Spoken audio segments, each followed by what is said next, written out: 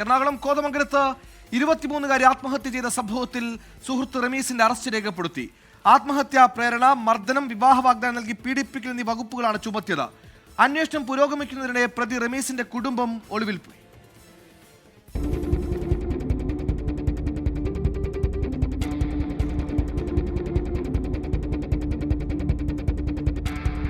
എഴുതിയ പരീക്ഷകളിലെല്ലാം 1-ാം മാർക്കുകാരിയായിരുന്നു അവൾ. 10ാം ക്ലാസ്സിൽ എല്ലാ വിഷയങ്ങൾക്കും A+. +2-വിന് 1200-ൽ 1200 മാർക്ക്. ഇഷ്ടവിഷയമായി BA മലയാളം തെരഞ്ഞെടുത്തു.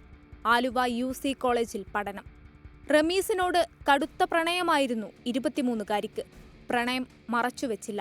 സ്വന്തം വീട്ടിൽ പറഞ്ഞു. വീട്ടുകാരും സമ്മതിച്ചു. പറവൂർ വെടിമറ സ്വദേശിയായ റമീസ് വീട്ടുകാരോടൊപ്പം വിവാഹാലോചനയുമായി എത്തിയത് അവളുടെ പിതാവ് മരിച്ച് 3-ാം നാളാണ്. അച്ഛന്റെ 40 തികയുന്നതിനു മുൻപ് വിവാഹം നടത്തണമെന്നാവശ്യപ്പെട്ടു റമീസിന്റെ കുടുംബം. മതം മാറണമെന്ന് കുടുംബം ആവശ്യപ്പെട്ടെന്നാണ് ആരോപണം. അതിന് അവളും സമ്മതിച്ചു.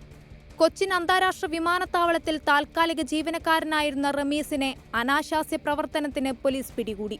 ഇതിനു പിന്നാലെ റമീസിന്റെ ഫോണിൽ നിന്ന് ഇയാൾക്ക് നിരവധി യുവതികളുമായി ബന്ധമുണ്ടെന്നും കണ്ടെത്തി.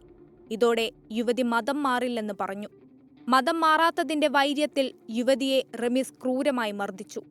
അവള് പറഞ്ഞു, എടി എന്നെ റൂമിൽ പൂട്ടിയിട്ടേക്കുവാ, അങ്ങനെയാക്കാന്ന് പറഞ്ഞാൽ അവള് കരഞ്ഞോണ്ട് വിളിക്കും എന്നെ. മൂവാറ്റൂടെ വെച്ച് കാണാൻ തുടങ്ങിയപ്പോഴത്തേക്ക് അവളുടെ മുഖത്ത് പാടുണ്ടായിരുന്നു, ചുമന്ന് കിടക്കും, തടിച്ചൊക്കെ ഇരിക്കുന്നത്. അപ്പോൾ ഞാൻ ചോദിച്ചു, നിന്റെ മുഖത്ത് എന്ത് പറ്റിയെന്ന് ഞാൻ ചോദിച്ചായിരുന്നു. അപ്പോൾ അവൾ പറഞ്ഞു, റേമി അടിച്ചതാ എന്ന് പറഞ്ഞു. അവൾ എന്നാൽ തടിച്ചെന്ന് ചോദിച്ചാൽ അപ്പോഴത്തേക്ക് അവൾ ചേട്ടാ നീ എന്തിനാ അവളെ അടിച്ചേ എന്ന് ചോദിച്ചപ്പോഴത്തേക്ക് അവൾ മൈൻഡൊന്നും ചെയ്യുന്നില്ല. ഇതിന് പിന്നാലെ റമീസ് ബന്ധത്തിൽ നിന്ന് പിന്മാറാൻ ശ്രമം തുടങ്ങി. ഫോൺ എടുക്കാതെയായി. വാട്സാപ്പിൽ ബ്ലോക്ക് ചെയ്തു. പിന്നീട് കൂട്ടുകാരിയുടെ ഫോണിൽ നിന്ന് പ്രശ്നം പരിഹരിച്ച് തന്നെ കൂടെ കൂട്ടണമെന്ന് ആവശ്യപ്പെട്ടു. അതിന് സ്നേഹിച്ച് ഇതിനോടകം വഞ്ചിച്ചു കഴിഞ്ഞിരുന്ന റമീസിന്റെ മറുപടി, നീ മരിച്ചാലും എനിക്ക് കുഴപ്പമില്ലെന്നായിരുന്നു.